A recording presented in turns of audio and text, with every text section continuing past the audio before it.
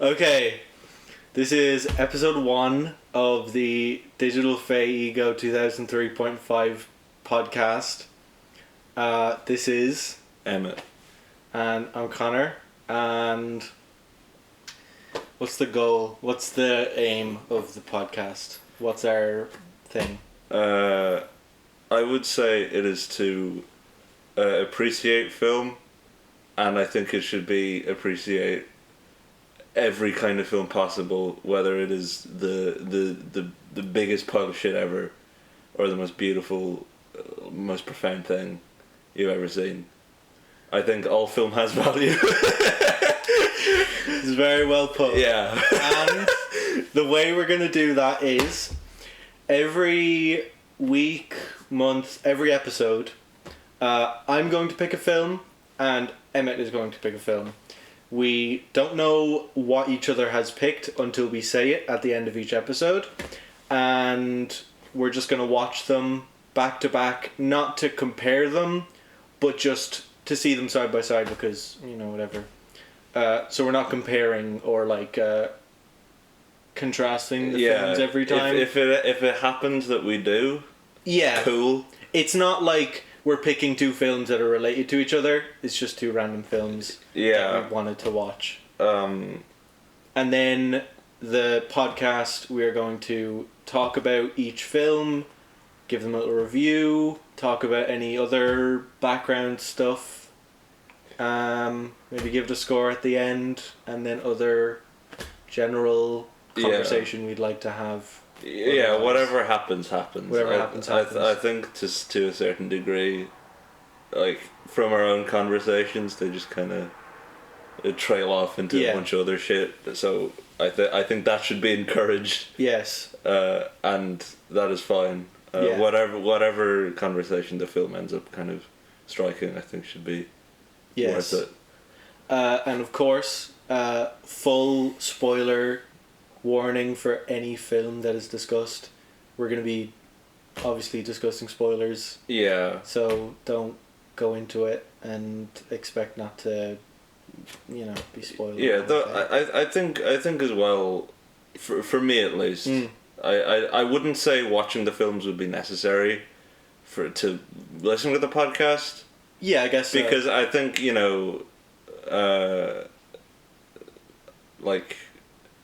I've definitely been spoiled on stuff that I have never heard of before. Yeah. And it's like, sometimes you don't know you would want to watch something unless you've been spoiled on it. Yeah, and also watching a film or playing a game or whatever that you already know the ending, you already know what's going to happen, you should still play it / watch it because you haven't actually experienced it unless you've actually done it. I think with our second film, our final film, our second and last film we will be discussing, I doubt there will be anybody who will have heard of it. Oh, okay, yeah. Yeah, understand what I'm saying. Yeah.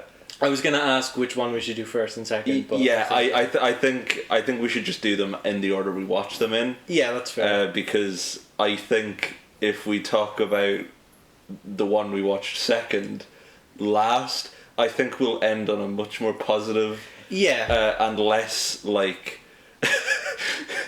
whatever note than we would have if we hadn't kind of beating around the bush, but okay, so in today's episode, Emmett, I'll say what I picked first, because we're going to be talking about it afterwards. I picked the 2002 film Returner, starring Takeshi Kenshiro. He's in Chungking Express and Fallen Angels. He's also in Onimusha for the PS2. He's the main character in that. I'm sure he's in various other things. And it's directed by the guy who directed Godzilla -1. I forgot about that. Yeah, which I think is how I found out about it, because I was researching it when news about Godzilla -1 was coming out, and I saw Takeshi Kenshiro, and I was like, what the fuck is this? That makes so much more sense now. Yeah, you can see elements of -1 and also Godzilla, but we'll get into that. Yeah. We're not going to talk about it now.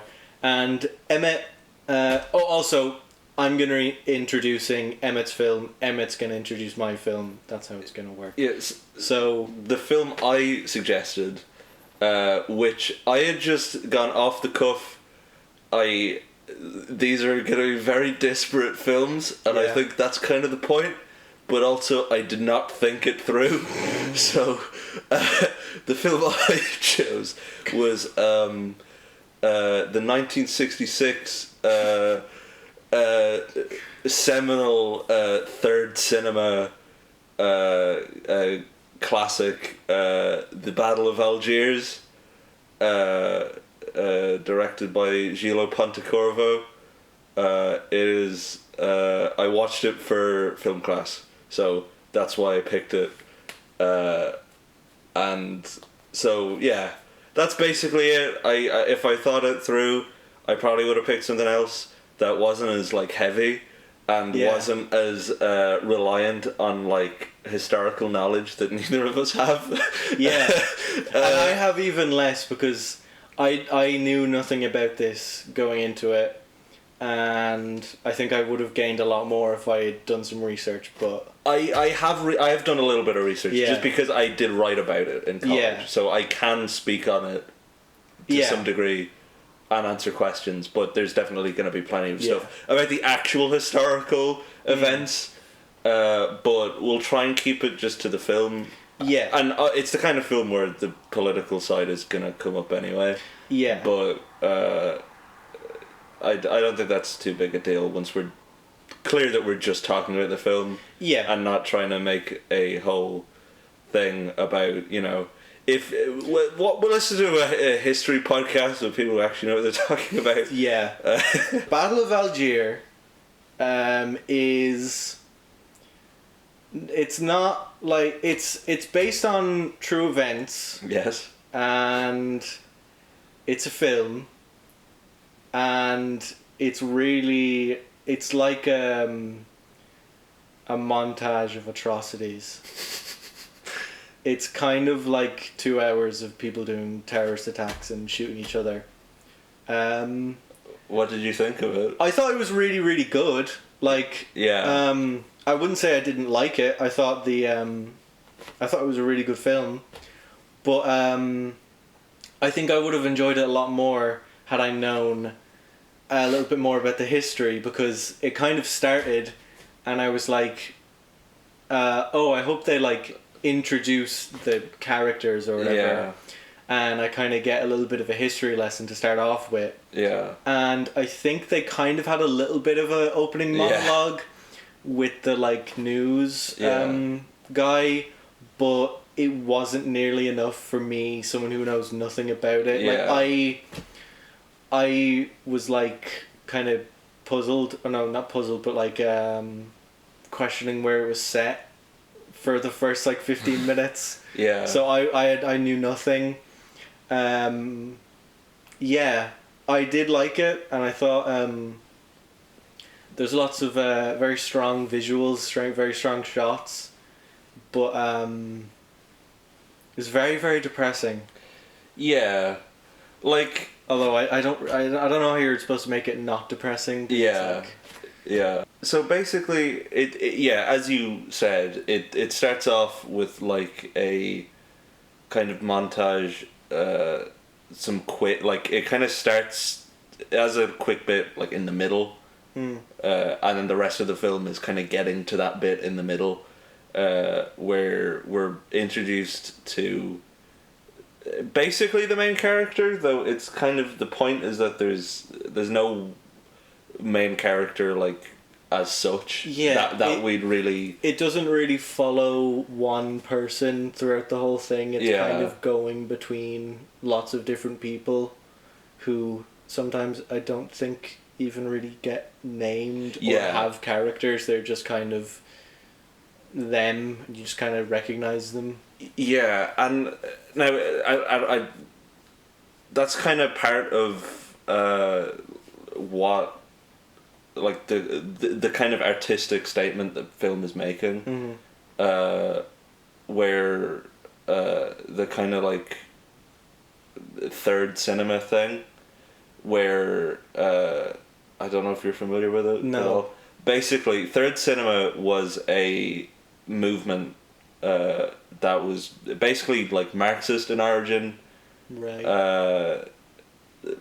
Like where it was essentially once film equipment started to become like cheaper and more like maneuverable, the idea was that a third kind of cinema would be invented by like filmmakers in the like third world, so that's like right. South America, Africa, the Middle East, to generalize, but and it would basically be a way of making films that doesn't adhere to the like conventions of mainstream Hollywood or European art films. It's basically filming real life, real stuff, real politics, the real lives of people. Now, the thing is, the Battle of Algiers being specifically third cinema is somewhat contentious, because part of like the manifesto of third cinema, which I did like read for college, is basically it's more focused around documentary. But you get a lot of that documentary kind of feel in the film. Yeah, it definitely feels like a documentary, where there's parts where it'll be showing like I don't know, like a riot or something. Yeah. And there's so many extras on the screen. It is or insane. Just people on the screen, not even like extras. They're not really extras, just people. Yeah, Because everyone technically in the film is a character. Because everyone's just as like, I guess, important as each other. But there's so many people on the screen that you kind of can't even tell if it's like real footage or if it's made for the film. Yeah. Because it's like how did they even like pull this off? Yeah, that's the thing about it, that like watching it the second time, it's even more just like I don't understand how they did some of this stuff. Like. Yeah, I think we'll get into it as we kind of go through the plot a bit more. Like, just generally stylistically, it's very on the ground. A lot of handheld camera. Oh, yeah. A lot of, like, just viewing a crowd from inside the crowd instead of, like... Yeah. Instead of kind of othering it, you know? And for a film from the 60s... Yeah. I feel like you wouldn't really think, for me anyway... that there would be like handheld shots or like shots where you can tell it's a guy holding a camera. Yeah. You know, like you would expect it to all be like on some sort of thing to keep it steady or like moving on a track or whatever. Yeah, and it like like that's kind of the thing with it, just generally. Like not only with the crowds but like with the actual actors in the film itself. Like basically everybody in that film is a non-actor. Yeah, I think I read that on the Letterboxd page. There's only like one actual actor. Yeah, it was Colonel Mathieu. Yeah, he was like a far more just famous, well-known French actor. Yeah. Who I guess just happened to be in the film, which is like... Yeah, I think he had... I didn't look into it very far, but he signed something to do with Algiers, like back in the 50s or something. Yeah. So I think he was like actually politically involved in some way. Yeah. So then when they were making a film... Yeah, that makes a lot of sense, he was like, you know... he would be wanting to do that because he's already kind of involved with it a little bit. So we have our kind of opening shot where we have the main character, sort of Ali Lapointe, with three other characters who are unnamed as of yet. Some of them I think go unnamed for the whole film. I think one or two of them. There's like the child and then the woman, I think. I think they do say their names at some point, but it's like... Yeah. you kind of don't really know, I Yeah. guess. And I guess you don't really need to know their names, Yeah. really. Yeah, so as we kind of go through, we're just, shoved in the middle of things. Actually, before that, even we get the guy, the older guy who is Oh, yeah. like half naked and being interrogated. Yeah, I kind of forgot about that until he showed up again at the end. Yeah. And I was like, oh yeah, that guy from the very start. Of the Yeah, film. which is such a audacious way to start a film. Yeah, Just- audacious. Yeah, Yeah. just confronting you with just the brutality Yeah. immediately, Mm. and you're just like, oh, I guess this is what kind of movie this is. Yeah. But yeah, so once we go back to the present time, we kind of get we're introduced to Ali Lapointe as he is just out on the street. He gets put in prison. Yeah. It's established that he has had a history of crime, Yeah. being put in like juvenile detention. Mm. And he's kind of just immediately kind of configured as the focus. Once he's in prison, we get an execution scene. Yeah. In a guillotine, which they were still using. Yeah, I was thinking about that. When was the last one? I think it might have been the 70s. Yeah, that's crazy. Yeah. It's in the book Giovanni's Room. Mm-hmm. There's the whole thing around that is someone's gonna be executed, Right. and it's with a guillotine, and it's Yeah. It's just a shock reading something where it's oh, this is quite a modern thing, and it's oh, it's a guillotine. Yeah. Yeah, it's just strange to think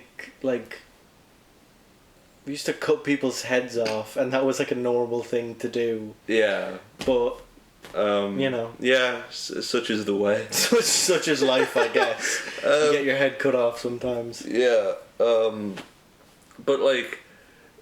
so we kind of progress. We skip 5 months immediately. Yeah. To when he's out of prison and gets in contact with the FLN, with Jaffer, the leader. Yeah. Who at the start it says this film was is based on this book by this guy, and it's an autobiography thing.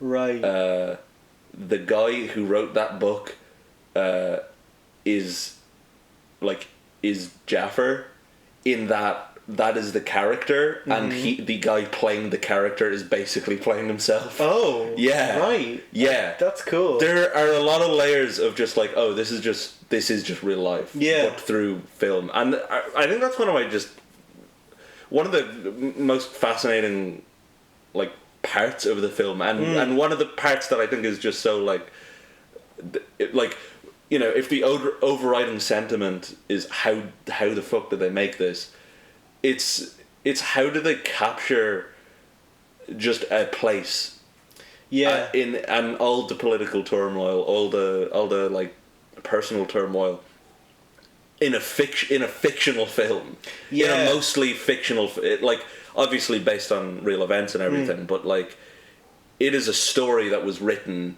based on real events, but as they were happening as well. Yeah, but it's not depicting those. It's depicting those events. It's not filming those events. It's not a documentary, and yet you'd swear you're looking at real life. It is genuinely miraculous. How it achieves that, and a lot of that just has to do with being literally on the ground.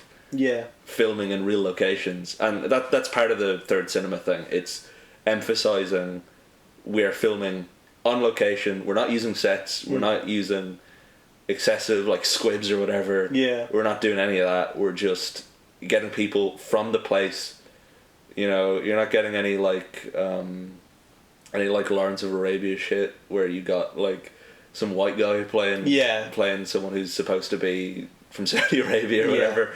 It's like it is depicting a people's struggle from the perspective of those people, not othering them, not doing any of that shit. Yeah. Just from their perspective, which in the case of the Battle of Algiers is somewhat complicated in that it is directed by an Italian guy. It is a joint Italian-Algerian production. Right. But it is still like it's still coming at it from a post-colonial perspective, rather than an Orientalist one, which I think it does do. Though I mean, I don't know. I obviously we're not Algerian. Yeah, yeah. But from our limited perspective, that is what came across. Then we get like some more kind of back and forth, where we have attacks by the FLN on mainly police officers, until the first real like before that you get very, it's quick violence, it's one after the other, you don't get any real there's no like satisfaction from it. It's just somebody turns up, somebody has a gun, somebody shoots someone, they're dead. No blood, no anything, no viscera, just they're dead. Yeah. And that sort of continues until we get to the first bombing scene. We get a bombing scene by the French police, literally in the middle of like a civilian housing block. Yeah. Which is really shocking. Like, oh yeah, definitely. Like, you expect with this kind of film some, roughness, some action, some torture, but there is something very like just immediately shocking about these police officers, where in the conventions of this kind of film, or not even this kind of film, but in the conventions of films, Hollywood films, or any kind of films that are depicting terrorists, or which they self-describe themselves as, we get these shots of the police and the police officer who's like trying to figure out what's going on, that kind of thing. You're like, oh, this is what the film is going to be about. It's going to be a cat and mouse. This detective is going to go and try and figure out what's going on. This guy is our hero. He's going to stop the terrorists. That's what the film is going to be about. But this one just completely disrupts that. Yeah. Where we're introduced to the police officer in the one scene, then the next scene he's in, he is planting a bomb and killing tens of innocent people. Yeah. With a bomb, and then he's never seen again. Yeah, like, it just happens, and nothing is really said about it, nothing is really done about it. It's just like, well, what can you do? Yeah. It's just an event that occurs. Throughout the entire thing, it is like the film is making you question your allegiances constantly, and I think where I mentioned previously the Italian director and the Italian composer, Ennio Morricone, who did the music as well, where this is a film that is to a degree like by depicting Algerians, but it's not necessarily only for them. This is something that is, most of the film's in French, Yeah. You get bits of French, bits of Arabic, but it's mostly French. And with the focus on the French perspective and references to French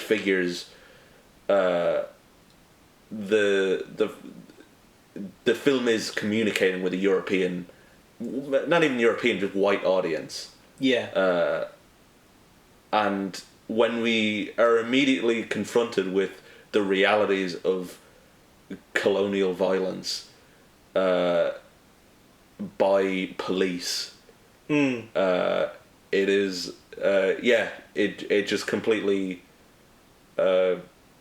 pushes you over, and you're just like, oh shit, I don't know where I am anymore. I don't know who the good guys are. I don't know who the bad guys are. Because it's like there's no like one person or one group of people that is like the good guy or the bad guy. Even in other films where there's not a good guy, but there kind of is a bad guy. There's someone where you shouldn't be rooting for them. Yeah. But I feel like in this, it's like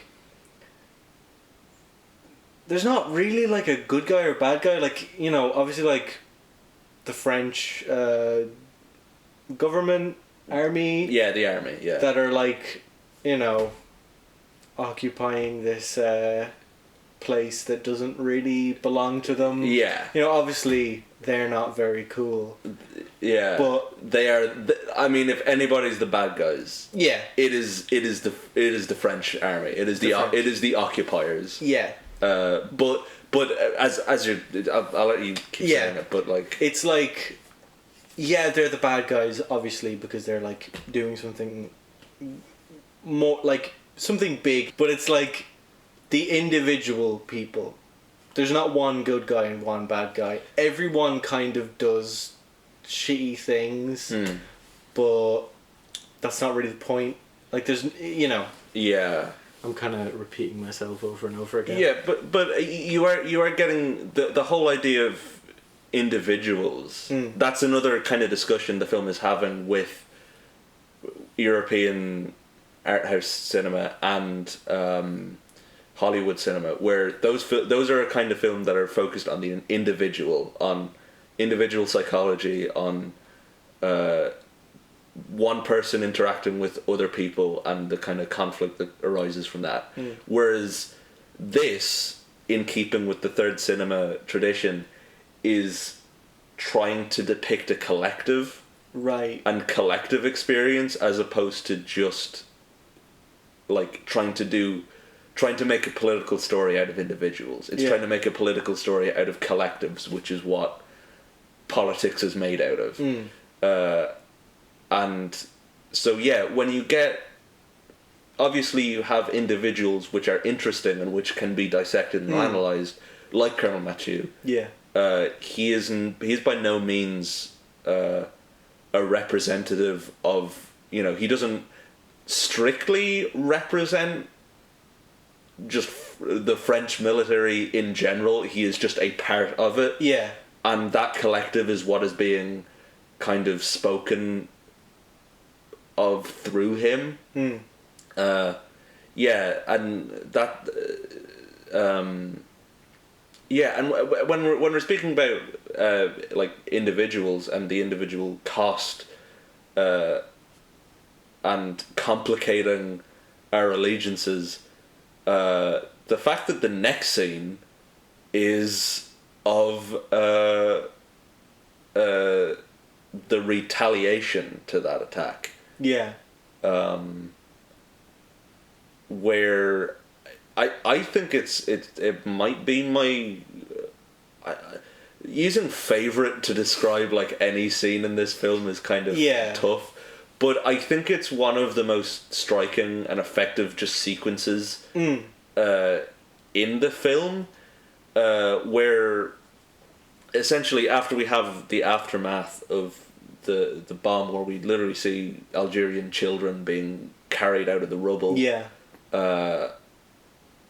There is an immediate call for revenge. That something has to be done about this.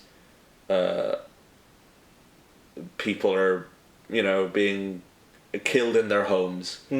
And so we have the thing of, so we're on the side of the Algerians, and I think the film is on the side of the Algerians. I think I think that's kind of beyond doubt, really. Yeah. The film definitely thinks that Algerian independence is a good thing, and to be clear, I do as well. Yeah. I take it we both do.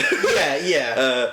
But it's a very complicated film, which is why I probably shouldn't have chose it for the first episode. But hey, this is the point is that whatever happens. Yeah. We choose our films. We don't know what's going to happen. We'll try and have the discussion as best as we can. But anyway, sometimes you end up talking about terrorist attacks and very grave topics. And sometimes we're going to be talking about little grey aliens.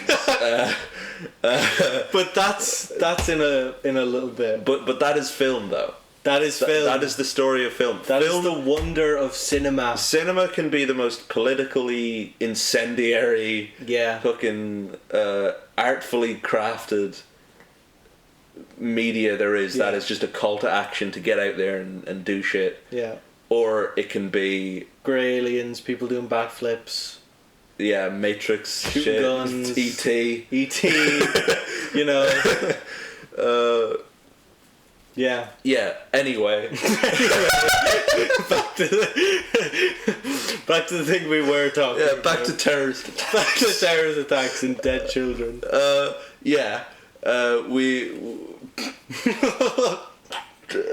my god. This is the worst film to pick for the first episode because we don't know what we're actually doing. We're still figuring out what we're actually doing, and we're trying to talk about this very sensitive topic. Yeah. That's really not funny at all. Yeah. So you can't even be like, oh yeah, this bit was funny when they did this. Yeah, there was no funny bit. No! There was no funny! This movie was terrible, there was no funny bits. There should have been Joss Whedon style quips in the Battle of Algiers. Yeah, that's fucking, the main character should have done a quip before he clearly you've never made an at the end.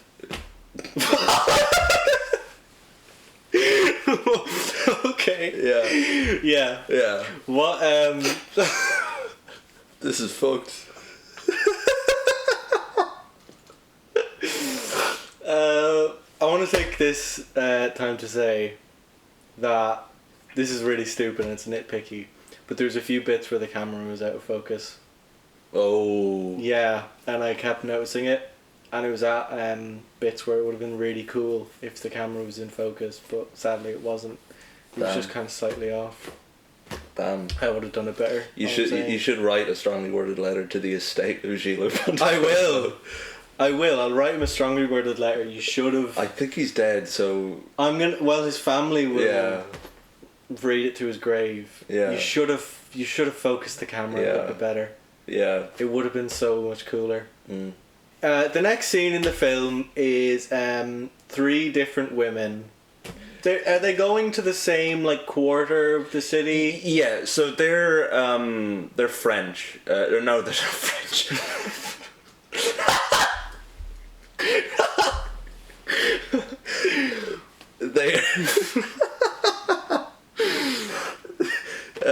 I think we might actually be out of focus. Oh my god, no way! We haven't stayed there. Okay, no, that's my shit eyesight. Okay. Never mind. I didn't just rant about shit focus and then be out of focus. So yeah, they're 3 Algerian women. They're 3 Algerian women who disguise themselves. They're pretending to be French. Yeah. Or they're trying to look French or whatever. So they can get through the checkpoint. Yes, and they're getting through the checkpoint, and they each have bombs. Yeah. Hidden in their bags. Yeah. And they bomb a cafe. Yeah, it's a cafe, a bar, and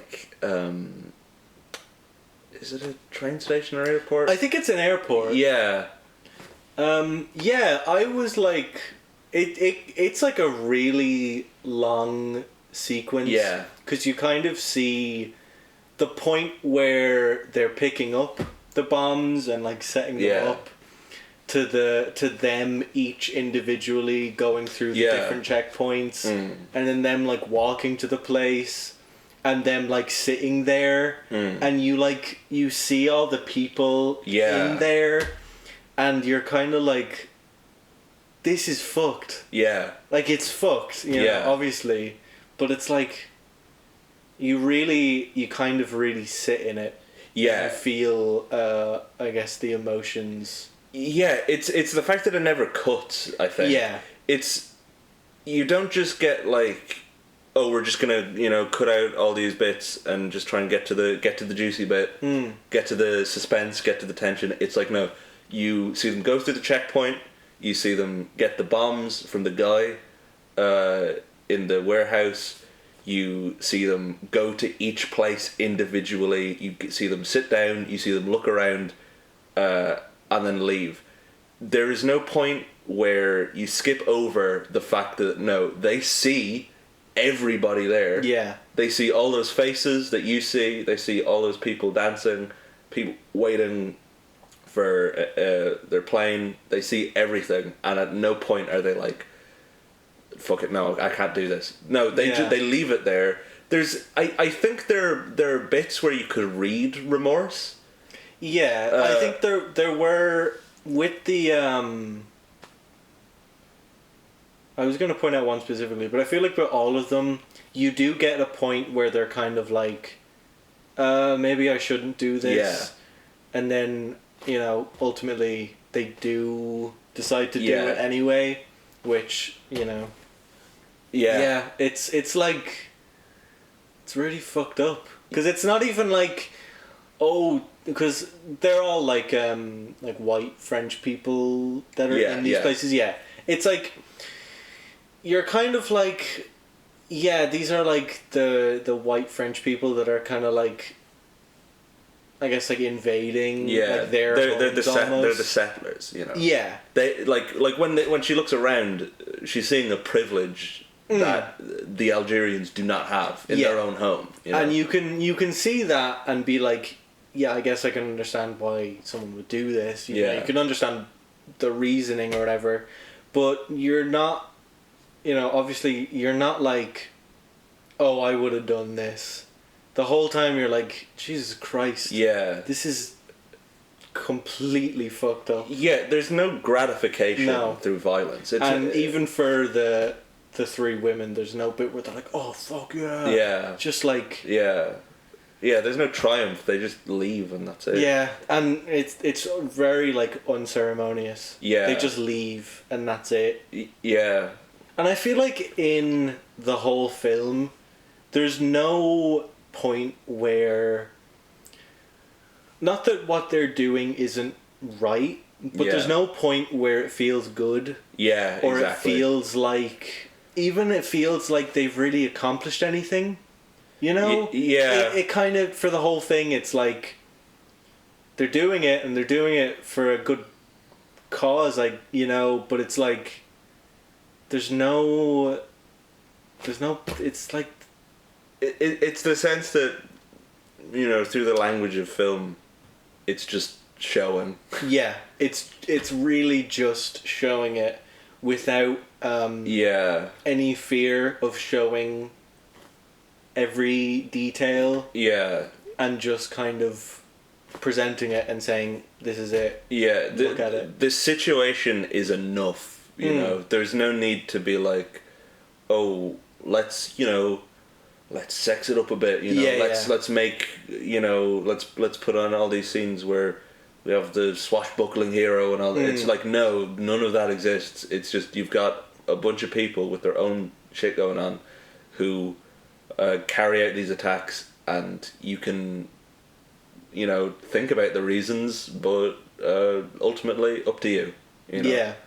And I think, because I've seen a bit of a documentary about it, where Spike Lee talks about it, and it's a big influence on Spike Lee. Right. And I think comparing it to something like Do the Right Thing, in how that also depicts violence, and a kind of violence where you have an underprivileged class who are rising up and enacting vandalism, where there's a sense in that film that you're always on the side of the oppressed. You're always there's no sense that like you can really blame them for what they're doing. Yeah. But there's no sense that the violence itself is triumphant. It's just it's a natural outcome of the horrific situation that is there. Yeah. So moving on from this, we kind of get more of the French perspective. Yeah. Where obviously we have Colonel Michoud. This is where he starts. This is where the paratroopers are brought in, and kind of losing the scene by scene thing. I think we can just kind of talk about it. Just generally his presence in the film, because I think what it represents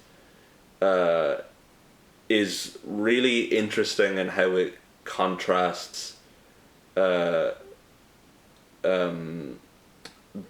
French experience, the post World War II French experience, and the contemporary like Algerian experience, where it's mentioned immediately in his introduction that he was in the French resistance during World War II. There are references to it throughout where when he's being questioned by journalists about the tactics that they're employing, like the torture, which we do get a torture scene. There's a line about how people are calling them fascists. And how he basically says, how could they call us fascists when we were the ones who, fought the fascists? And I think that French perspective there is really, again, complicates things when we understand that how can he rationalize doing these things when he knows what it's like to be under the thumb of an authoritarian power. I didn't think about that. That is fucked up. Because it's like that is kind of one of the most fucked up bits in the whole thing. And it's the more you think about it, getting like mutilated. Because it's a sense that like, this guy, he went through all that and he still doesn't get it. He does not get that what they're doing to the Algerian people is completely monstrous.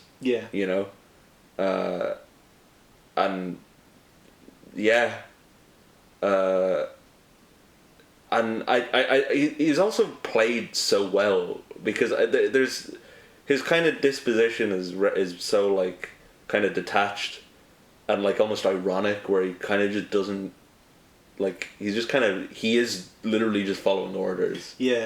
And he's just like smoking a cigarette. Kind of doesn't have much time for anything outside of the mission itself, and even then a lot of the time he doesn't seem that emotionally invested in things.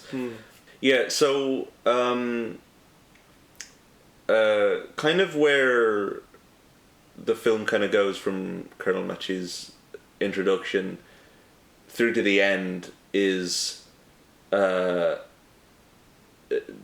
where we do finally get that almost cat and mouse type thing where he's trying to just quell the revolution, get rid of the leaders, use the metaphor of a tapeworm, cutting off the head of a tapeworm, and once that's done, once they kill the leaders, finally culminating in Ali Lapointe, they will the revolution will be done before it even gets going. That's what should happen, that's what's supposed to happen, and yet it doesn't. Yeah, ultimately, what is it, like 2 years afterwards, they end up getting independence, Yeah, which, very good. yeah. The actual proper War of Independence Yeah. starts, which is driven by rural communities, which is how these things go. Mm. These kinds of wars are usually like guerrilla warfare is at its most effective when decentralized and in rural like centers, like here, like in Ireland. That's how we beat the British, Really? because it was because of the rural populations, basically. Right. Yeah, it was all like one film, which we may end up talking about when we get more equipped with things. But I don't know, The Wind That Shakes the Barley. Yeah. That is one that is definitely inspired by the Battle of Algiers, but it's kind of taking that, but putting it in Ireland, Yeah. where it's focusing. It's set in Cork. Cillian Murphy, Yes. where it's kind of that thing of focusing on the rural conflict and the rural side of it, and that's where it kind of ends. We get Yeah. we just kind of flash forward a bit, where we get scenes of riots, which again, more scenes where it's like, how did they do that? Yeah. For almost all of that, like, end 5-10 minutes, I was genuinely questioning if it was actual Yeah, film of riots or if it was staged for the purposes of the film. And I would assume it was, yeah, but could have fooled me. yeah, they're yeah, just yeah, I don't know. Yeah. Kind of at a loss. Yeah. But yeah, Happy ending? question mark. Question mark? The end? Yeah. Yeah, I don't know enough about the history of Algeria from No. the last 70 years to say so. So I'm gonna say I don't know if it's a happy ending or not. I'm gonna say for the timeline of the film and for what happens in the film, happy ending. Yeah, it was worth it in the end. I think it is good that Algeria have their own country. Yes. I think that's a good place to end our discussion of this. Thankfully, maybe. How many Algerian flags out of 10 would you give it? Or I'd 5, whichever you prefer. I'd go 9 out of 10. I'm gonna go an 8.5 Nice. because I liked it quite a bit. Yeah. Yeah, Yeah. good film. I think it's time to move on. It's time to move on to our second film, Yes. which was my choice, which is the complete polar opposite, Mm-hmm. and it's Returner. And Emmett, why don't you introduce us to Returner? Returner is one of the fucking coolest films I've ever seen in my life. Yeah. I was expecting it to be like a cool, fun time with not much going on, but like just cool shit happening. Yeah. And I was pleasantly very surprised at just how good it was. Yeah. It is corny. Very. It is so corny. Mm-hmm. And yet it works. Yeah, definitely. I think this movie, by the end of it, had a far greater emotional depth than I thought it was going to have. I think this film is really about shit, which I think we'll get into. Yes. But on the surface, you look at this movie, you start this film, and you're like, oh, this is like, this is just going to be like nonsense. But it's not. No. That's the because thing. Here's one thing. I was, as I was saying, news about Godzilla -1 was coming out, and I was looking into everything. I was looking into the director they announced, all the other stuff, music, whatever. Any details I could get my hands on, I was looking into it. and I went into the director's page on Letterboxd, and I saw the picture for Returner, and I was like, what the fuck is this? Yeah. This looks like it's going to be crazy. And I looked into it very briefly, because if you go on the internet, there's not a lot of information, not like it's lost media, but there's not a lot on it online. Yeah, there's like, and even on Letterboxd, there's only like 3,000 viewers. Yeah, there's not many people that have watched this film. And a lot of the people that have seen it, I think, and I don't like saying this, but they were watching it wrong, because, let me say, Yeah. a lot of the reviews on Letterboxd, and even on IMDb, they're like, this is Terminator meets The Matrix meets E.T. And it's like, okay, yeah, there's an alien, yeah, there's time travel, going back in time to stop the future, yeah, it's this, that, and the other. It is, it's heavily inspired by them, you know? Yeah, it has inspirations. I'm not Yeah. going to say, oh, it came up with all these ideas. But it's inspired by these things, but it is not those things at all. Yeah, by the end of it, you're like, oh wow, this is not... Yeah, it's its own thing. It has its inspirations like any other film. I wouldn't describe it to someone as it's Terminator meets Back to the Future meets E.T. Yeah. Or Alien or whatever, because it is its own thing. Yeah. And there's too many negative reviews of this film. Yeah, I was very surprised, because it's the kind of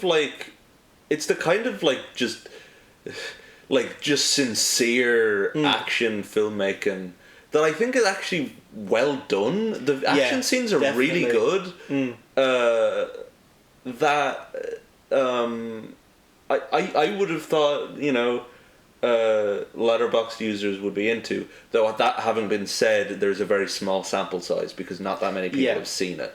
It's a fun film that does it well, and it doesn't take itself too seriously, I don't think. No. Like, it has serious moments, because, like, it has to. But yeah, when it needs to, it does. Yeah, and when it's serious, it's not like... It's still silly, but it's like, you're not, like...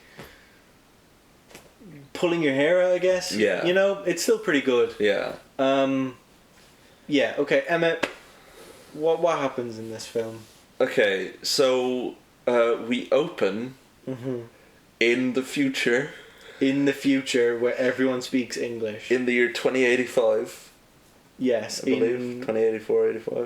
They don't say it's in Tibet in the very start. No, that's revealed later. But it is in Tibet, and I think this film just kind of has like it has a reach in ways in many different places in Asia.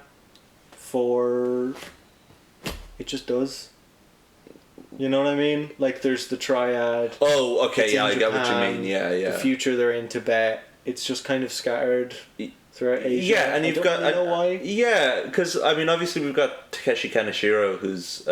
he is... Takeshi Kaneshiro, and I'm hoping we're saying that right. Yeah. I think... Yeah. He is of Taiwanese and Japanese parents. Yeah. As far as I know, and he speaks Taiwanese. It'll be Mandarin, and Japanese and English, and he's kind of like all over the place a little bit. Cantonese, because he would have been speaking Cantonese in Fallen Angels, and Chungking Express. Yeah, so he's like crazy multilingual. Like holy shit. He's the perfect man. He's the perfect man, and he wears what was it, a Sage watch? They very clearly show the logo. Oh right, okay, yeah. Where he's looking at the time. Yeah.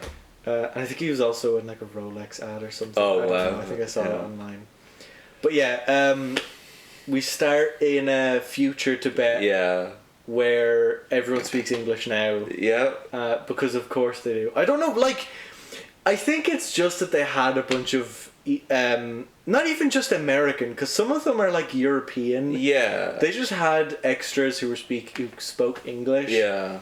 So they make the little Japanese girl speak English as well. Yeah. And I don't know why, because it doesn't really work. She's the only one who is clearly not a native. Well, no, I wouldn't say that.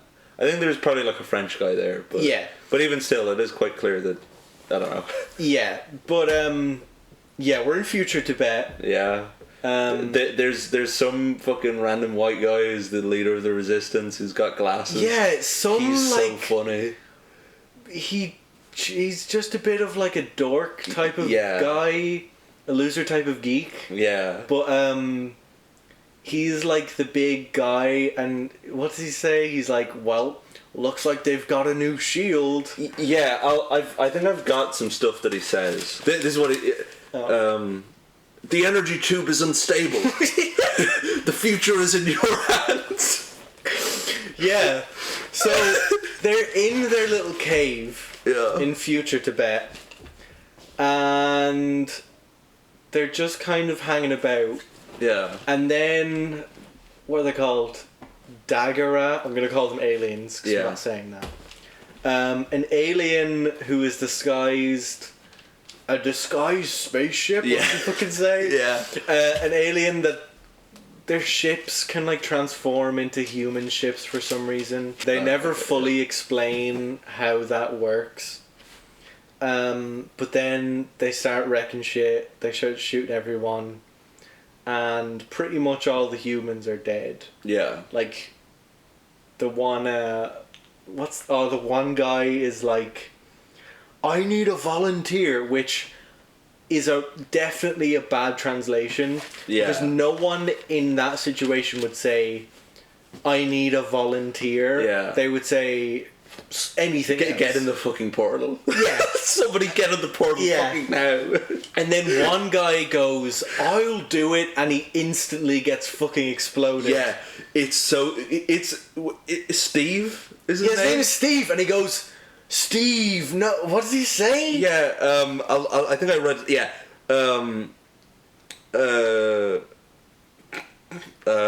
he's talking about the gadget where he's like, when charged and released, your speed will increase 20-fold.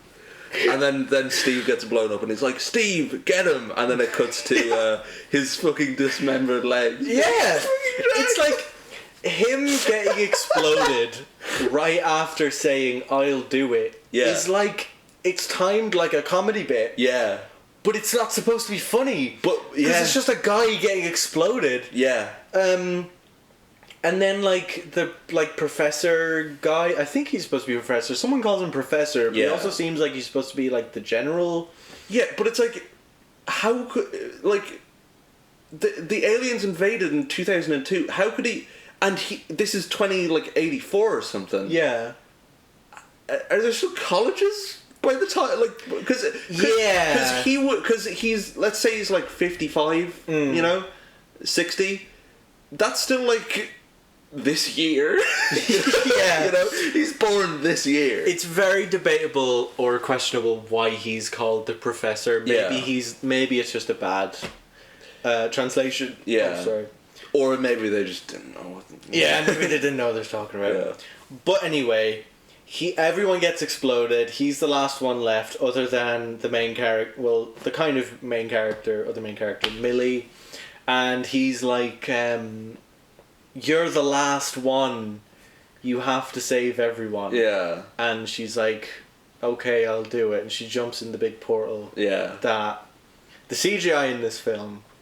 Oh, it's something special. It's that like early 2000s kind of shit state of the art CGI where everything looks really like dry. Yeah. And it like just kind of doesn't work. It looks like a PS2 cutscene. Yeah. And I know people say, "Oh, this looks like a fucking PS2 game." Yeah. This actually does look like a PS2 game. And that is a compliment. Yeah, I mean, the whole movie is kind of a PS2 game. Yeah, like it feels, it has the same vibe as like PS2 Yakuza and stuff. Definitely. Where, especially with the villain. Yeah. Where he's got like frost, like he's got like bleached blonde, like Kazuya Mishima hair or whatever. like not Kazuya, but like just any Tekken character. Yeah. He has like crazy hair. Yeah. And he's like just crazy and weird, and I don't know, some bits I think we could have done without. Yeah, we'll get to that. So yeah, she jumps in the portal, and we go to present day, Yeah. where Takeshi Kenshiro, his name is... It's Miyamoto. Miyamoto. He is introduced, and he's like... He's on a boat Yeah. where there's a deal going on. And it's a deal of loads of children in a shipping container. Yes. And it's a very dark note to start on. Yeah. But it definitely sets it up as the main villain is a very bad man. Because he also shoots a child. He's like the most horrible cunt ever. Yeah. And he only gets worse as it goes. Yeah, he's like... Yeah. There's so much shit he does where it's just like, oh, this guy is... Absolute scum. He's just evil. He's just Yeah. an evil guy. The first thing we see him do is shoot a child. Yeah. To shut them up. Yeah, which again, bold. A bold thing to do. Statement. 2 minutes into the film and you've had a child be murdered Yeah. in cold blood. And it's not the first dead child. Yes, there's a few dead children in this film. And then the hero comes in and he's foiling the operation. Doing a lot of Matrix moves. Doing a lot of Matrix moves. A lot of backflips. Yeah. A lot of twirling. Very unnecessary backflips. But, Very unnecessary. But for the sake of style, Yeah. absolutely imperative. You know? Definitely. So yeah, he's on the boat and he's foiling this operation of a bunch of children in a shipping container. Yeah. And then he finds out that I don't think they fully reveal what it is, but the main character and the main villain both see each other. Yeah. And the main character has this kind of moment of realization of, oh, I've been looking for this guy for ages. I'm going to kill this guy because I hate him. And it's like, he's the main villain. He's the goal at the end of the thing. And then Millie, the future child, gets teleported in on the boat. Yeah. And the main character's first instinct is to shoot the child. He immediately turns around and Immediately shoots her. Thankfully she has what even is it? She has a metal credit card in her pouch. It could be a specific Japanese thing. I think there is... That they have in 2080. I don't know. It's just an abstract shape of metal. Yeah. That she has in her pouch that stops a bullet. We mustn't forget. Oh. I'm sorry. I'm just gonna get the name. Mizuguchi. Which one is he? He's the villain. Okay. Mizuguchi flies away. Yeah, he runs away. And he reappears on a helicopter. Yeah, and he runs away and then flies away on a helicopter while laughing. And shooting an assault rifle at him. Which is, again, that is Yakuza. Very. And he when he stops shooting, he's out of shooting range, he just screams at him. Yeah. It's great. Yeah, so the main character decides to take the child under his wing because he's just shot the child and he's not going to leave it on the boat. And we're introduced to the old lady. Wait, no, I forgot again. When he's on the boat, there's one guy left. Yeah. And this is completely random and inconsequential, so it may seem. So there's one guy who's wearing this red poncho, this giant red jacket, which is his iconic feature. And he's cowering in the corner in the boat. So he goes up to her and he's oh, tell your boss not to deal children anymore. Yeah. And then he shoots him in the leg. Yeah, he spares him. Run away. Yeah. Right? Just keep him in the back of your head. Yeah. Throughout the discussion of this film. Yeah. So yeah, then we're introduced to the old lady character. Yeah. Who, I don't know if it's his mother. I don't think it is because it's shown that he's homeless at the start and he doesn't have a mother at the start. Yeah, and they speak exclusively Japanese to each other. Yeah. Which I think implies that she's Japanese because he's raised in on the street in China, right? Yeah. Yeah. He the main character is Chinese. Yeah. But he speaks Japanese. Which it's also kind of a funny thing where it's like we were saying with Takeshi Kaneshiro, where he's born and raised in born in Taiwan. Yeah. So obviously he is of Chinese and Japanese descent. So he can speak Chinese, but he speaks Chinese for like a line in the film. Does he? Yeah, there's when Millie is in his apartment, he starts speaking Chinese to her, where he's like, "Oh, are you all right?" or whatever. Oh. And then she starts speaking Japanese, and he's like, "Oh wait, I thought you were one of those children." Right. Yeah. Okay, I didn't get that. Yeah, and it's just a bit of a thing where it's like, so this character's whole deal is that he is part. He is of Chinese descent, but in Japan, and it's just like they didn't need to get like the one guy. Yeah, but they did. Yeah, I did. find that kind of I don't know, kind of just a neutral observation, but just kind of fun, I suppose. So yeah, there's an old lady who is like, she's like a. What even is she? She's not like a mafia person, but she's like the central hub for where he gets his like missions from. Yeah, she's like an informer, which is another Yakuza thing. Yeah. Where there's a character in that who is like, his whole thing is that he just has information. Yeah. So I think I don't know. Maybe it's a trope that we're not Maybe. privy to, which I think is very likely with a lot of things, because like we do watch a lot of like Asian cinema, but like we're by no means know any of the nuances of stuff like that. Yeah. But yeah, she is kind of like the central person that they go back to. Yeah. Like after, because you can almost look at the film and the not the arcs, but each stage of the story. Yeah. And look at them as like stages in a video game. Yeah. Because it's like there's the bit where they talk about it, and then there's like the action. Yeah. And then there's the little bit at the end where it's like, this is the story bit before the next level. Yeah, and then there's like a boss fight with. Yeah. It is very video gamey, and a lot of the time I find that kind of like I don't like that, but here it works perfectly well. It does work, stylistically. Yeah. It's everything is in service to the style, and the style is really cool, and it does evoke that PS2 thing constantly, which is crazy how much it evokes specifically PS2 games when. The PS2 had only been out for like 2 years when this movie came out.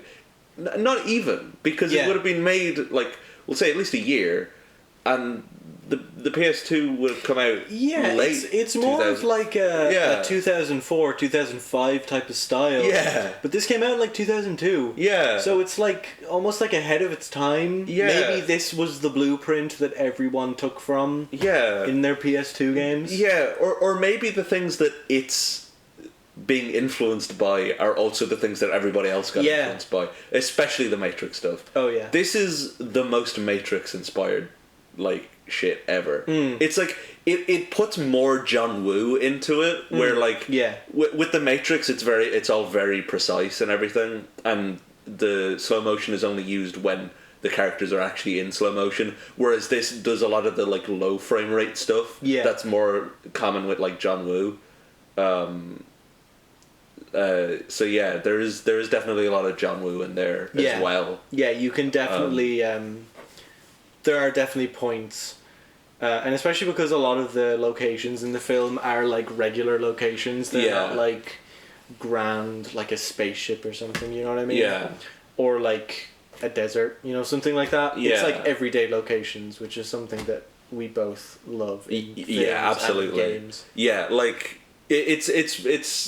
I mean, to bring in another like video game, it's like Max Payne. Yeah. Where it's like part of why that's such a strong setting is that everywhere is just mundane. You can see people in this area. Like there are some areas where it's like in a lab or whatever, and I know at the end it's like on an oil rig, which Metal Gear Solid 2. Yeah. So I don't know, more video game shit.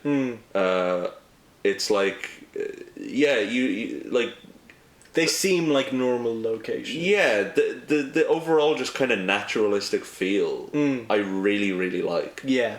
And like to kind of just zoom in on that, I think that's something that is genuinely like, you know, makes it feel like the film is in service to more than just let's have a bunch of cool fight scenes. It's like the way the film is able to slow down and offer really like contrast. Yeah. Genuine proper contrast to the crazy action.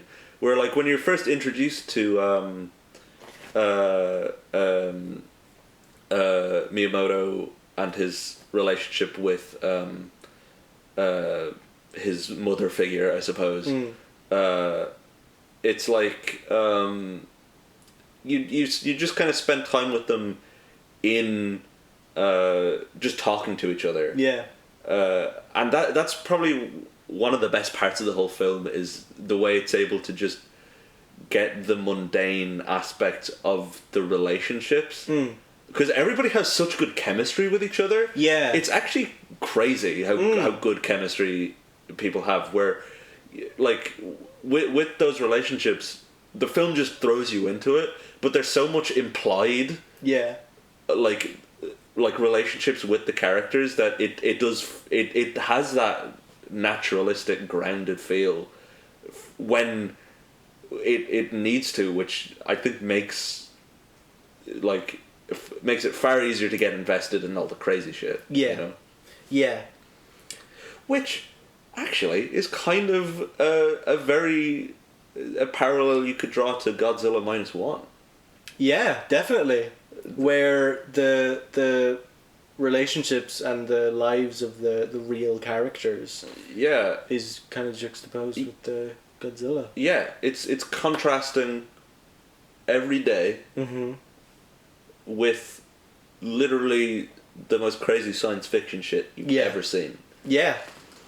Yeah. I just came up with that on the fly. Well done, Emmett. That was great. Thank you. And that crazy science fiction stuff is what's revealed next in the story, which is that Millie is now in the main character's apartment. Yeah. And he does not believe a single word of it. He thinks it's all bullshit. And she's like, no, I swear, I'm from the future. Yeah. Aliens are going to start killing everyone. I need to kill this one alien that's like in a mountain or something. Yeah. And he's like, right, okay, I'll do it. Yeah. He doesn't believe it. Yeah. And let's talk about the aliens. Yeah. The alien designs are kind of crazy. Yeah. And I really like them. Yeah. The designs of the spaceships also really cool. They look amazing. Which is great because like I expected this to be way more of a science fiction thing than it was. Really, it takes place in the modern day of 2002. Yeah. And then the aliens are just kind of a framing device. Yeah, I also thought it would... Just from like screenshots that I saw, I thought it would be like... It's modern day, and then they go into the future, and then they go back, and then they go to the future, that type of thing. Yeah, I was expecting more of like a cyberpunky kind of thing. Yeah, or that, you know. But, it's... The whole thing is in modern day, it's just the aliens kind of show up. Yeah. One thing, though, with the aliens... I think I looked into this the first time I watched it, but I don't remember. Halo. Yeah. The aliens... Yeah. Like, just the aliens on their own... They look like the aliens in Halo 1. Right. And the ship that they have in the lab, it looks like the alien vehicle you can drive in Halo 1. Right. So I'm just wondering... Like, they look very similar. Yeah. And another thing to do with Halo in this film... You know that little, like, piano... motif, I guess, that they play whenever they're talking about like aliens. Oh yeah. They like use that in Halo. Oh. I think it's like Halo 3 or something. Right. So what's the deal with that? Yeah. What's the connection between... Is there a conspiracy theory? I think it's a conspiracy theory. Halo, whichever one came out first, Halo stole their designs from Returner, or Returner stole their designs from Halo. Yeah. I think Halo did come out first, so I don't know. Damn. Well, Who knows? Who knows? They're very close together anyway. Yeah. It could just be a thing of thinking alike, I suppose. yeah, but yeah, just an observation. Yeah. I thought some of the stuff in this Yeah. looked a lot like Halo. Yeah. Don't know. Yeah.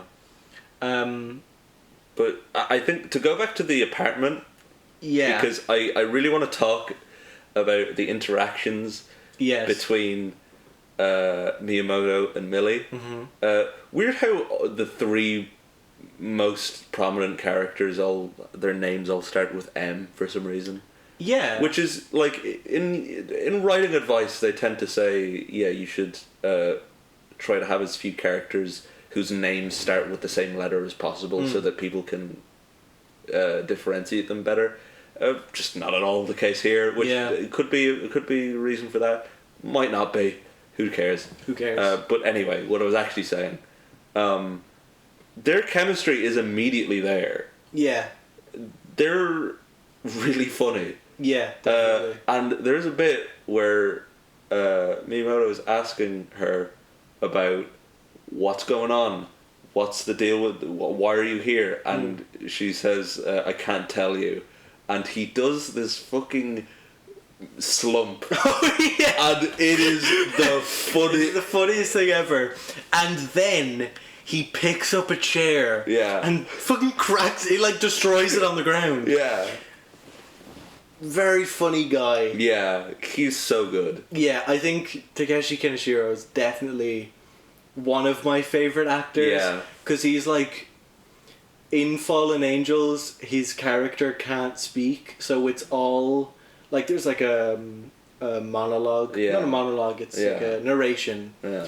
So he does speak a little bit, but it's all like physical acting and like facial expressions. And he's like really fucking funny in that film, and just the way that he like expresses himself is so good. Yeah, and you can definitely see it in this as well. Yeah, where he's just like a funny guy. Yeah, and it's the way he's able to so well balance what the script is, which is like, on the one hand, he's this cool, suave Matrix guy, who's doing flips and killing people, but he's also like a traumatized. Yeah, and he's also a kind of big brother figure. And he's able to balance all of them and do them all really, really well. It reminds me of like Chow Yun-fat and how he kind of operates, where like you can have someone who's, you know, the archetypical action hero, but also there are just going to be moments where he's just a guy. Yeah. He's the coolest guy in any room he walks into, but he's also vulnerable, you know. Yeah, definitely. Which is something I love, especially with, I mean, just with kind of masculine heroes, especially action heroes. I do like... I love when they're just guys as well. Yeah. Like, they just have the more normal moments, or the more vulnerable, like, emotional moments where they become, like, real people, and not just like you know, an action person, you know what I mean? Because like there's nothing to relate to there. And I think this movie could have easily been, there's nothing really to relate to here, it's just a bunch of cool shit, and I would have been happy with that. That's what I was expecting. I was like, there's just going to be a bunch of cool shit happening. But there is a real emotional depth there, and there is a genuine real connection between Miyamoto and Millie. That's obvious as soon as they start interacting with each other. Yeah, definitely. I think their like relationship throughout the film is definitely like one of my favourite things. I do really like those two characters. Yeah. So the kind of like, I guess, goal of the film at that present moment is revealed, which is they need to stop the aliens from like taking over, whatever that may be, and they think, we need to kill the first alien that landed here. So they go track it down, and it's in this lab. It's like the National Space something. Yeah, I didn't write down the acronym. Yeah, it's not that important. So yeah, they like they get disguises. They go to like Yes. what was it? Oh, it's a specific like designer brand Yeah. that they go to. I think it's like Calvin Klein or something like that. Yeah. They go in. They have this little montage of Millie getting like dolled up and such. Yeah.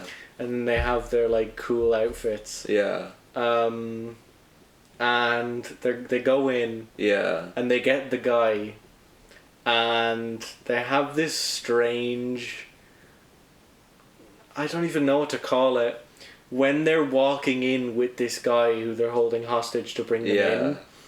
It's basically Millie has a thing where it's like a little sticker that's a bomb. Yes. And she puts it on Miyamoto's neck to like get him to do stuff for her, like to actually like participate in like the thing. And they put one on this guy that they're taking hostage, and it's kind of obvious because he like walks by the camera and it's very close, like it's right in the center, but just to make sure that you see it, they like have a circle on the screen and an arrow that says look here. I have never seen a film do that. And it's not even like consistent with the style of the rest of the film. They just do it. Hilarious. It's very funny. I could not believe what I was saying. Yeah, like it doesn't make sense to do it. Yeah. But they did it anyway. And then they like stuff him in a box like 2 seconds later. Yeah. So yeah, they sneak through this like scientific lab place, and they find the alien, and they're like gonna shoot it. They're gonna kill the alien, and then Millie is like, "No, this isn't right. This isn't it." And the alien is just this like little shriveled up like grey alien thing. It is the most like adorably fuck ugly thing I've ever seen. And the CGI is not helping it look any better. It looks kind of shit. Yeah, it's like it's so like, oh, it's like weird fucked up hands. Oh, yeah, it has like weird hands, and there's multiple bits where the hand comes on screen. And it's very prominent. And it's quite funny. Yeah, it's like it's supposed to be kind of ET-esque, I think. Yeah, definitely. But it's like ET is kind of cute, but this thing is like weird and like lanky. Yeah. And it's also which makes it more fuck ugly, which to me makes it more cute. Yeah, in a way. It has that same look of all the other CGI where everything looks really, really dry. Yeah. But it looks dry and also kind of slimy at the same time. So it just looks really fucking strange. Yeah, it's a disgusting looking creature. Definitely. So yeah, they're trying to figure out what to do with the alien. Yeah. And then Mizuguchi shows up and they have a little standoff. They shoot at each other. And then they all run away. And Mizuguchi steals the alien spaceship and the alien. Yeah. Because he thinks that he'll get like true power from it. Yeah. And that's what he's always wanted. He is just a maniac. He's just pure evil. Yeah. And we actually skipped over it. Go back a little bit. Yeah. So there's a bit before this where we're introduced to the fact that this science lab exists. Yeah. And it's Mizuguchi going in, and it's like him and his two gangsters. They're going in to look at it. And there's this like lady. Yeah.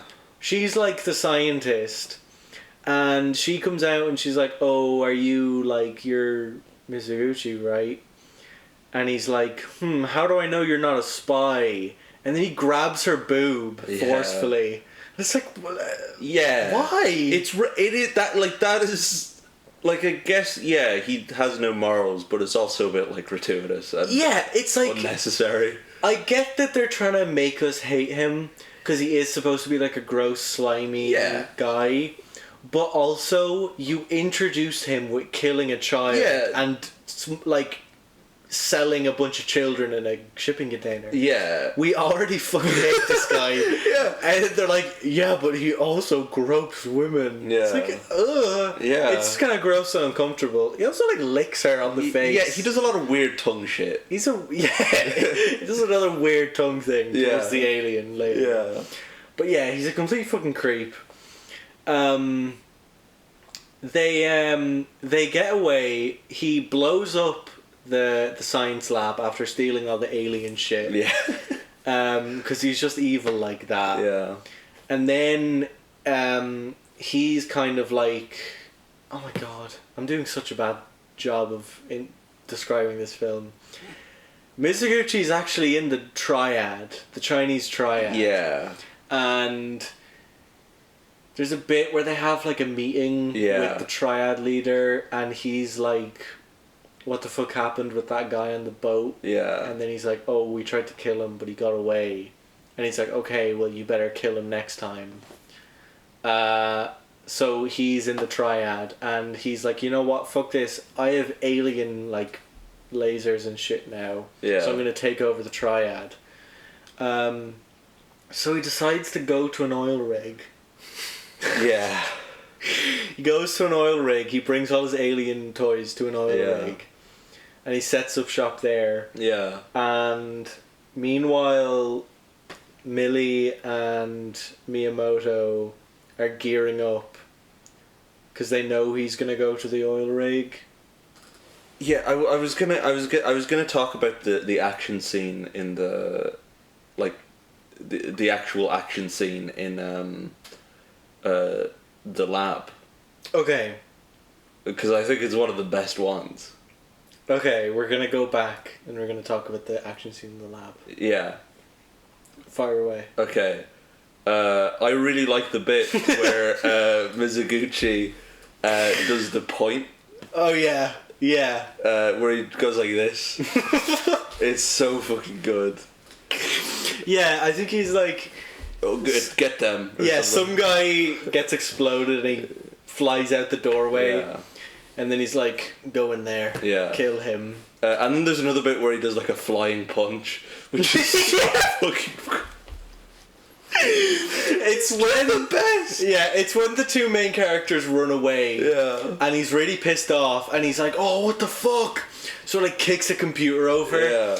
And then one of his henchmen comes up behind him, and he's like, "Oh, what the fuck!" He like jumps in the air, fucking punch him in the face for no reason other than he's pissed off and he's evil. Yeah. Yeah, that was definitely very important that we went back and talked about that. Yeah. But I also just like, I really like how through the scenes they like Miyamoto and Millie get progressively more like in sync with like their fighting and everything. Yeah. And it feels like natural, I guess. Yeah. Like it's not like, oh, they just met each other and now they're best friends. It's like they do kind of like hate each other for a little bit. Yeah. But yeah, it's so believable. You know, because like I don't know the actor who plays Millie. She's really, really good. Yeah, just like the facial expressions and the bit where they're actually getting like suited up and everything. Yeah. Is like amazing. That's such a humanizing bit for both of them.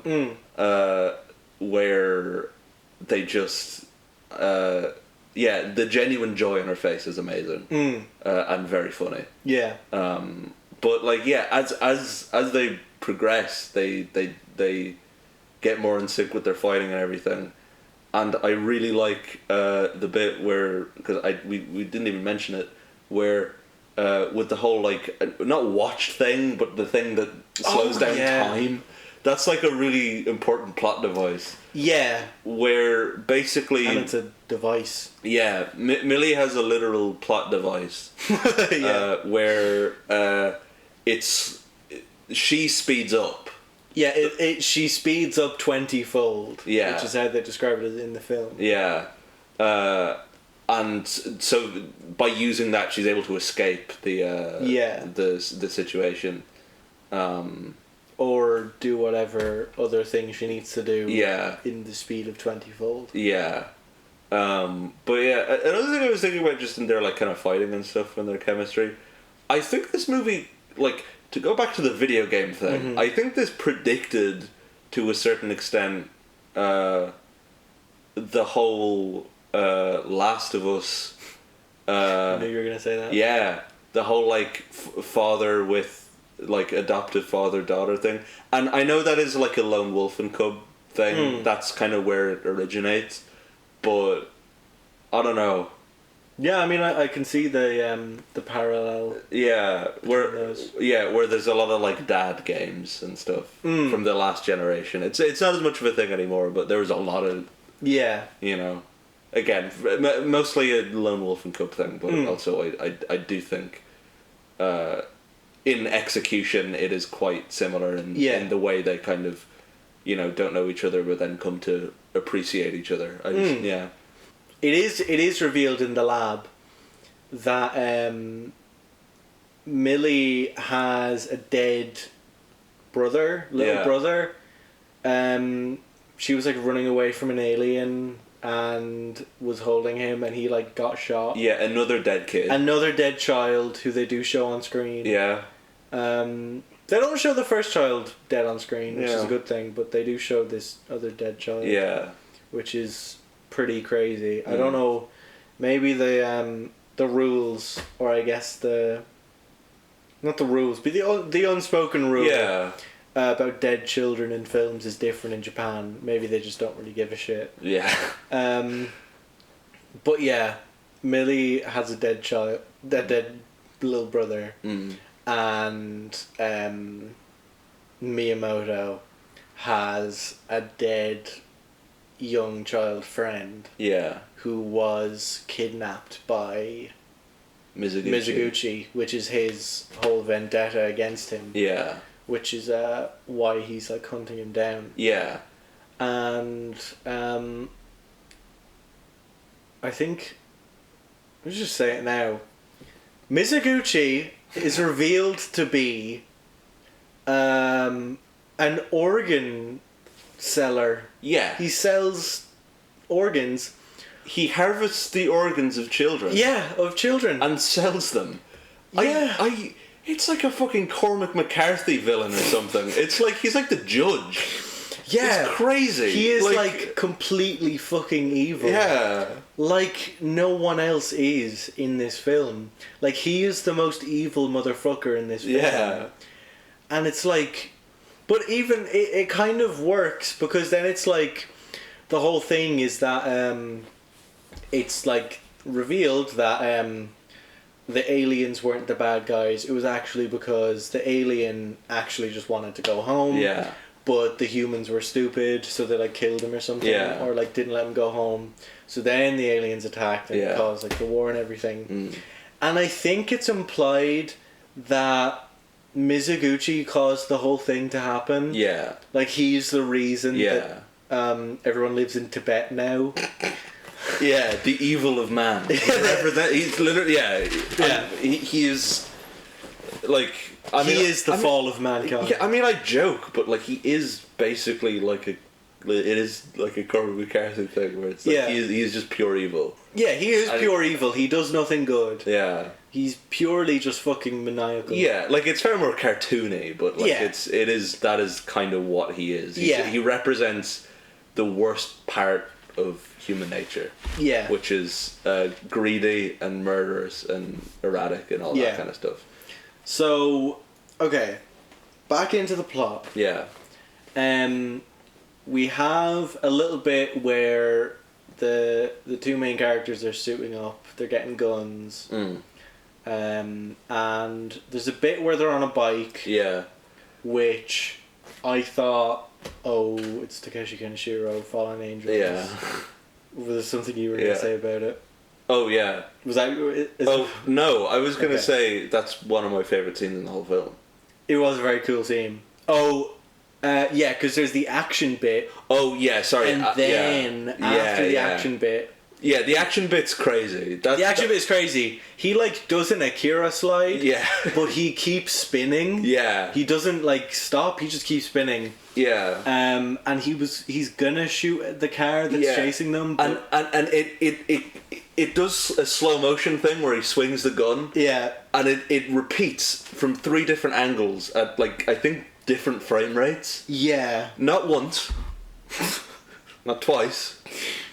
But thrice. 3 times. 3 times he spins. And then the shot where he's actually gonna shoot, he's just sitting still. Yeah. Which I thought was kind of funny. Yeah. But then, after the action scene, they actually have a really good scene that's like probably one of my favourite bits in the whole film. Where it's just the 2 driving down this like country road on this bike talking to each other. And it's like the colours of the film are quite interesting. There's one Letterboxd review, and I think it might be the top Letterboxd review, which is a 1-star review. Ooh. Yeah.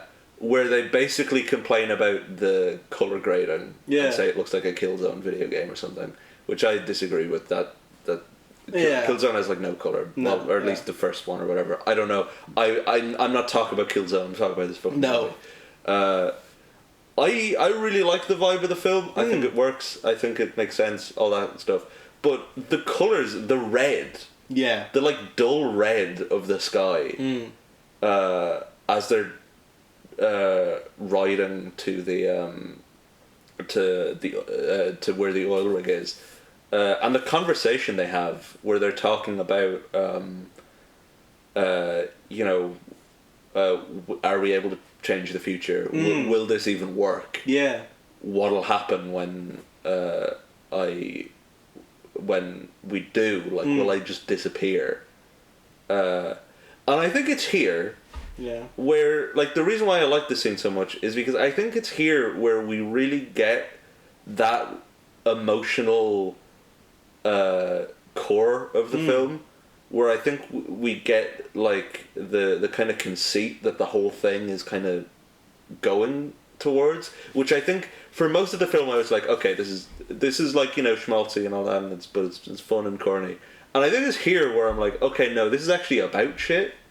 Where I think the overall film is kind of about childhood trauma. Where it's about these 2 characters who, one of them is a teenager from the future, and the other one is a young man who is an adult now, and they've both experienced really horrific things. But the way they contrast is Miyamoto's trauma is unspeakable. It is his friend, and his only friend was taken by a human trafficker. And killed. And had his organs harvested. And he takes that trauma with him for his whole life. Whereas Millie's trauma is aliens invaded and killed my brother, and my entire life is fucked because there are aliens here. And I think contrasting the 2, it's like one of them is literally sci-fi and the other one is so fucking horrific that it may as well in our brain be like, oh, this is ridiculous. But like, it's to me it kind of speaks to a thing of like rationalizing that trauma. And like, I know it's a common thing, and I don't know if this is a reach. Maybe this movie is just really stupid, but it is directed by the guy who went on to direct Godzilla -1. So I am inclined to read into it and think at least some of it's intentional. There's like a common thing with childhood trauma where a child who endures a traumatic event, or, you know, something really horrific, is likely to rationalize it by using their imagination, and sometimes that involves alien abductions. I think that is an intentional thing, where I think the trauma is linked in a way, I mean, it's literally linked because they're both caused by the same guy. And that same guy is literally the worst fucking guy ever. Yeah. The worst guy who's like so evil you like he can't exist, but he does. Yeah. It's the kind of guy you think think about at night being like, I genuinely cannot understand the mindset of somebody who would be that evil. But they are out there. And it's like, yeah, it's the same thing, but except, aliens. It's just as unthinkable. And I think where that scene really, I think, hits emotionally is that it's about, it kind of ties up the whole thing, where I think what the film is about is Miyamoto, through interacting with this younger child who has also endured really horrific shit. It's about them kind of interacting and coming together to try and improve each other in order to help them kind of understand themselves and their trauma and then get over it. And it's done in such a childish kind of cheesy way, but with the theme of the film, I think it works. I think it works really well. Yeah. And I think the conversation they have of the whole tragedy of like, oh, is tragedy just inevitable? Is it futile to try and stop these horrific things from happening, or are they just a thing that happens in life? It's like, yeah, that's kind of what that scene is about. It's about, are we able to not anything like as sci-fi as can we change the future, but as real as, am I able to make it so that horrible things don't happen to me and the people I love, it's some real shit. Yeah, it is. This movie is about some real shit. That is what I was saying when we started. I think this movie is actually really about shit. And I think especially when we get to the end, to transition into the oil rig part, when we get that final showdown where they're literally in sync, where they're doing the same moves at the same time, the film is able to offer like an actual genuine catharsis of healing and through interacting with other people, and it ends with Miyamoto using the gadget, using her gadget, something that he would not have been able to use if he hadn't met her and interacted with her and become friends with her, to get over and get that final bit of catharsis of fucking killing Mizoguchi. They're also saving a child. Yes, that is true, actually, They're saving a child from trauma. Yeah, it's just this cycle. It's like cyclical trauma thing, and they're able to break it. And I think I love that, and it's a thing I've been thinking about with a lot of Japanese stuff, and like anime, because I've been watching Gundam recently. Yes, Elliot has been watching Gundam. I have been watching the original Mobile Suit Gundam, and I think this is true of a lot of Japanese stuff that goes into fantasy, where it instead of directly representing complex internal or external forces, it personifies it, or not necessarily personifies it, but turns it into this big, larger than life object, or abject, I suppose, in that it's like this outside alien thing, where in Gundam it's war and our increasingly technological use of weapons, and how we kind of blur the lines between human and weapon, but it's using giant robots to express that. Godzilla is, to bring it back to -1 as well, which he does again. It's taking this giant monster, this actual physical creature, and using it in a way that represents the collective trauma and PTSD of Japan. Or in the original case, it's about atomic weapons. Here, it's using this alien thing, this outside fantastical thing, in order to reconfigure and experience the traumatic thing in a way that is true to the real event, even though it's complete fantasy. And through that fantasy, it's able to offer a catharsis that you wouldn't be able to if you were literally just doing a thing about how it's bad, it's really horrible when there are, human traffickers in the world. Yeah. I think this film is amazing. I think it's amazing too.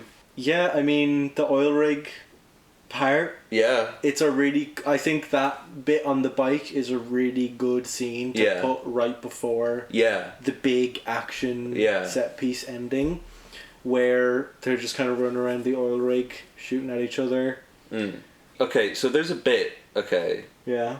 where there's the whole thing with the alien, where they have the alien and they're trying to, the alien, because he shoots Mizuguchi shoots the alien and stuff. Yeah, so he shoots the baby alien. They're on like a time limit, and there's this fucking amazing bit that is one of my favourite shots in the whole film, because it is one of the funniest things ever, okay? Oh, yeah. When there's a bit, where Millie's holding the fucking alien.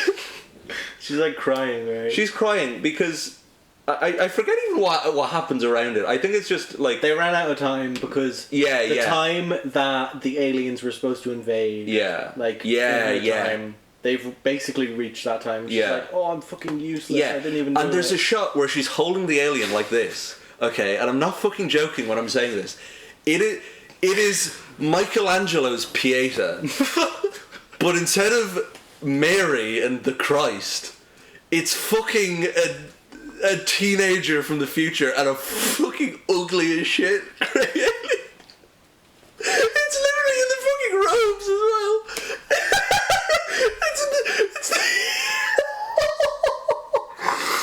That's the dumbest thing ever. No, but it is though. It is. They literally reference the fucking like a piece of Renaissance art. Yeah. In this stupid fucking movie. And then the alien's hand comes up and touches her face. Yeah. It's creepy as hell. Yeah, it just comes in frame. Yeah. It's again, the alien has such fucked up hands. It's honestly beautiful. Yeah. I think we can start getting to the ending, which is to say, we're still got like 20 minutes left because this movie. Yeah. So the point where you're like, oh, okay, it's the ending, and you're like, okay, the credits are gonna roll, and it just keeps going. Yeah, it's hard to communicate just how you long kind it of takes need to to end. see it. Yeah, it's like because like the aliens are coming in, and then Mizuguchi actually isn't dead, and then there's like a whole it's like standoff thing where Mizuguchi like shields himself like that. He tries to like catch the bullet. Yeah, for some reason. And then you realise he can't fucking catch a bullet. Yeah, it's not... it is pretty cool when it does like a cool show shot. that the bullet hole in his hand and then he moves it. Is that a reference to Christ? Okay, I don't think that is, because that wouldn't make sense because he's like the personification of evil. That's true. The alien is the Christ. The alien is Christ, and the aliens are God. Yeah. That's what I believe in real life. Maybe, yeah. Yeah, we are actually Scientologists. We believe in aliens. Yeah. But yeah, they kill Mizuguchi. Yeah. And then they give the alien back, and all is well. They save the day. Yeah. But then her opacity gets turned down. Yeah. A CGI hand comes up and it's fading away. Yeah. She's disappearing. Yeah. And she says that she's going back. Yeah. But I don't think she's going back. Yeah. Because going back would be like it kind of gets confusing, as all like time travel things do. Yeah, like I choose to believe she goes back because I'd be too sad if she didn't. Yeah, and there's also the fact that like she does go back. Yeah. At the ending, but it's like I feel like she is disappearing from existence. Yeah. Because her timeline doesn't exist anymore. Yeah, if we were being pedantic about it, that is what is happening. Yeah. Because that is how it would work if it was... But in reality, and for something that I'll say at the very end when we describe the whole ending, she's not disappearing. Yeah. She's just going back to her timeline. Yeah. Where she's now living a happy life in probably not Tibet in 2085. Yeah. But yeah, she disappears, and Miyamoto's really sad because his best friend is like It is genuinely really touching. It is quite sad. It is a genuinely great scene. Like, Yeah. I mean, it is taking a leaf out of, Terminator with the Terminator 2 with the, Yeah. But, like, Yeah. I do think it's very effective because, again, the actors are really good. I think that's the thing. That's the thing that really elevates the film, where it's like, if the actors weren't as amazing as they are, it would be like, it would just be corny and bad, rather than like corny, but the corniness actually kind of works, because you can believe the relationships. Yeah. So yeah, Millie's disappearing. It's very sad, and Miyamoto decides, you know what, I'm gonna give up the being like a hitman, like killer type of guy. Yeah. And he gives away his guns, he gives away his briefcase. I don't know what's actually in the briefcase. He just gives away his briefcase back to the old lady. And then he's walking down this rainy alleyway, he stops for a cigarette, and you're like, okay, this is the credits, right? Yeah. This is the ending. Surprise, the guy with the red coat from the start of the movie comes back and fucking shoots him. Yeah. It is so unexpected. And I was like, oh, so this movie's just gonna leave us on that then, is it? Yeah, he fucking curls up in like the fetal position on the ground. Yeah. He's just been shot in the stomach. Yeah. And then it's revealed that no, he's actually okay because Millie put an abstract piece of metal in his pocket. Yeah. Like an hour and a half ago into the film. Yeah. And also in that same scene where she does that, he finds a newspaper clipping of saying that he died. Yeah. And it's kind of like a weird detail where you're like what actually is this? But yeah, he gets shot. Turns out he's not actually dead, because of course they're not going to kill the main fucking character right at the end of the movie. Yeah. And then he gets up and he walks away, and then we actually get credits. Yeah. And there's a Lenny Kravitz song in the credits. Yeah, for some reason. Because it was like, wait, what is this? And you were like, oh, who is this? And like, I don't know. And then I was like, it sounds like Lenny Kravitz. And I think it is. And did Japanese people in the 2000s really like Lenny Kravitz? I would definitely believe it. Let us know in the comments. Because I know he's got some songs in Gran Turismo 3. So quite possibly. I don't know. That could be it. I don't know. Either way. Here's the thing though. The ending of the film, as presented in the theatrical cut, the final cut, is he gets shot and then he gets back up and he runs away, right? And it is really abrupt. Yeah. And it's almost like, why the fuck would you set up from the start of the film that this random guy with a red jacket would come back and shoot him and try and kill him? And it turns out it's because they didn't want to do that. Originally, they were going to have a little cliffhanger for a sequel where he's standing in the rain, smoking a cigarette, and then a portal opens up, and it's Millie. And she's like, oh, you have to come to the future. Fucking Mizuguchi is like an overlord, an alien overlord in this future. You need to come kill him again. And then he's like, guess I'll do it. And he goes through the portal and they like kill Mizuguchi in the future when he's like an alien overlord. Yeah. Yeah, that I honestly would have loved a sequel. Maybe. Yeah. I think it would have been cool. It definitely would have been a thing where the sequel wasn't nearly as good as the first one. Yeah. But it would have been cool to see like the future alien world and just see what they did with it. This is a true hidden gem of a film. Oh yeah. This is like the most hidden gem of a hidden gem I think I've ever watched. It's like, yeah. Yeah, because one thing about this film, and I do highly recommend you watch it, but the problem is, and this is something I ran into, I personally love watching things on physical media, like buying DVDs, buying Blu-rays, whatever. Yeah, we have a whole shelf over there. We have a whole shelf over here filled with DVDs. Yeah, from when you were like working in the charity shop. I got loads of free DVDs. Just so many free DVDs. They were going to throw them out, so I took them instead, right? So, whenever I'm trying to watch a film, I don't like using Netflix. I like to buy a DVD because they're cheap. They're not bad as long as you just run it through a HDMI device like a PS4 or something like that, right? So I'm like, okay, Returner. Where do I watch it? Because it's not on any streaming services. I think it's on Amazon Prime, but you have to be in like Japan or something. Right, yeah. And that means you have to actually be in Japan. You can't use like NordVPN, and you have to buy it as well. So I'm like, okay, how do I watch it? Because I don't want to pirate it. I don't like pirating things. It's just not. It just doesn't feel right to me, right? So I had to buy a DVD, and there's not that many online, and the ones that are online are a little bit expensive. So I thought, okay, if I'm going to be paying a little bit of money to get this on DVD, I'm going to get the cool version. This is the version that I got. It comes with two little things there. It's like a cardboard box, you know, and I'm going to include a little visual here.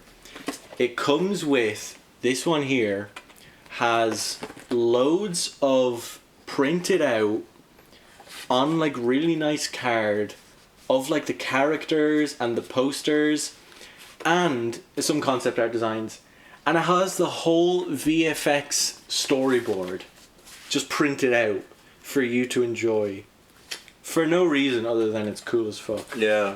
And it also has, obviously, where did I put it? In the other one, oh fuck. It has the film, and it has a disc that is absolutely loaded with special features, which is very cool, and I would have scoured through, but they're all in Japanese, so I can't really enjoy them very much other than looking at it and thinking it's cool. Yeah. But there is some cool stuff that you can look at that isn't in Japanese. Yeah. But yeah, probably the coolest DVD that I own. Yeah, that is fair. Yeah. Yeah. So I think that's a good note to kind of finish up on, because we are running very low. Yeah. Okay. To wrap it up, Returner, good. Very good. How many weird fucked up aliens out of 5 or out of 10 would you give it? I'd give it 8. I'm gonna go with, what did I give Battle of Algiers? 8.5. I'm gonna go 8.5. Nice. No, I'm not gonna. Yeah, I'm gonna go 8.5. I'm gonna go 8.5. Yeah. Because I think this movie is sick as fuck. Yeah. And if you have the chance or the opportunity or the means to watch it, definitely. A beautifully camp piece of art. Yes, it's really stupid, but we need more stupid films. Yeah, we do. We do. And you need to watch more stupid films. Don't waste your time with just serious films. Yeah, because if you get too hung up on difficult pleasures, simple pleasures become difficult pleasures again. Which is why it's worth going back to get all difficult pleasures. Yes. You know? And so what's the final message of this episode with these two films? I think it is expand your palette. Yeah. Diverse films. Have time in your life for all kinds of films, whether they are very political, very, you know, bleak, gritty, that kind of thing, or they're really fucking stupid, but with a heart of gold. Yes. I think you should have there should be no hierarchies. There should be no. It's all about the intentions. Around. Yeah. If someone is putting their heart into it, I think that's very it shows. Yeah. And also, watch a film from a foreign country. Yes. That's in a different language. Subtitles. Do it. It's such a good experience. You get to experience new films, new different cultures. So, okay. To conclude, we will have our... Oh, we need to say the next episode. We need to say our next episode. Okay, Emmett, you go first because I haven't thought of it. Okay, to make up for the fact that I picked the Battle of Algiers, which we both enjoyed, but... Not the best to start off with. Not the best to start off with, okay? I have decided to go with something real fun, okay? Something I've watched years ago, but I've been meaning to watch for ages. Okay. I'm going to go with Drunken Master by Jackie Chan. Oh, wow. Yes. Amazing. Yeah, I love that movie. Looking forward to that one. Yeah. I'm going to go with the Simpsons movie. Yeah. Yes! This is what we want. Yes. This is what we love to see. So yeah, tune in next time for Drunken Master and the Simpsons movie. Yeah. Thanks for watching. Please subscribe. Yeah. Give us a little quote to end on. Give me a second. 9. The power chords are becoming unstable. I don't know. Yeah, the power chords are becoming unstable.